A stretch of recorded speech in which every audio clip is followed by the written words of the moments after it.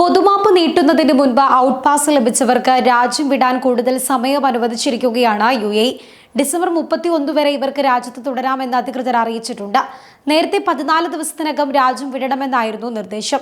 Out pass ലഭിച്ചവർക്ക് രാജ്യം വിടാൻ ഈ വർഷം അവസാനം വരെ സമയമുണ്ടെങ്കിലും വിമാന ടിക്കറ്റ് നിരക്ക് ഉയരാൻ സാധ്യതയുള്ളതിനാൽ ഇവർ എത്രയും വേഗം രാജ്യം വിടണമെന്നാണ് അധികൃതർ നൽകുന്ന നിർദ്ദേശം. വിസ സ്റ്റാറ്റസ് ശരിയാക്കാത്തവർ വേഗത്തിൽ ആവശ്യമായ നടപടികൾ സ്വീകരിക്കണമെന്നും അധികൃതർ ആവശ്യപ്പെട്ടു.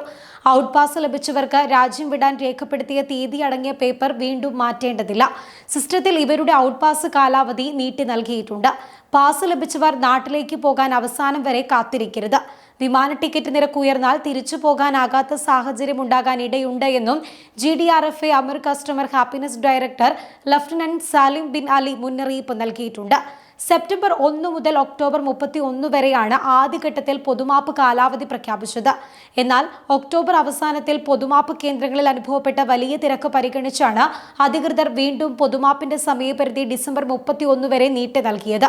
ഇനിയും വിസ ലംഘകർ അവരുടെ സ്റ്റാറ്റസ് ശരിയാക്കിയിട്ടില്ലെങ്കിൽ വേഗത്തിൽ പുതിയ വിസയിലേക്ക് മാറി താമസം നിയമവിധേയമാക്കുകയോ അല്ലെങ്കിൽ രാജ്യം വിടുകയോ ചെയ്യണമെന്ന് lieutenant colonel Salim bin Ali ഓർമ്മിപ്പിക്കുകയുണ്ടായി.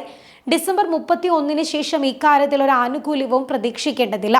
നിയമലംഘകരായ ആളുകൾ വീണ്ടും ഇവിടെ തുടർന്നാൽ അത്തരം ആളുകൾക്കെതിരെ കർശനമായ നടപടികൾ ഉണ്ടാകുമെന്നും അവരെ ജോലിക്ക് വെക്കുന്നത് വലിയ കുറ്റമാണെന്നും ദുബായ് GDRFA മുന്നറിയിപ്പ് നൽകിയിട്ടുണ്ട്. ഇതിനിടയിൽ ഔട്ട് പാസ് ലഭിച്ചവർക്ക് ജോലി ലഭിച്ചാൽ പുതിയ വിസയ്ക്ക് അപേക്ഷിക്കുമ്പോൾ അത് റദ്ദാക്കപ്പെടും.